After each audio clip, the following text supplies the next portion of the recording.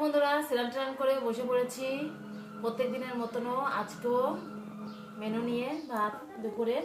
এ দেখো গরম গরম ভাত ধোয়া হচ্ছে, বেশ গরম গরম ভাত নিয়ে বসে পড়েছি। আর আজকে বেশি কিছু করিনি, দুই রকমই করেছি।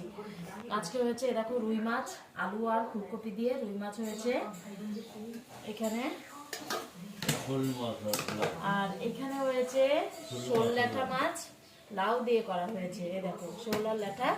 আর কালকে ছিল আবার একটু এইখানে মাংস আছে, সে মাংসটা আমার ছেলে মেয়ে খেয়ে নেবে আর কি।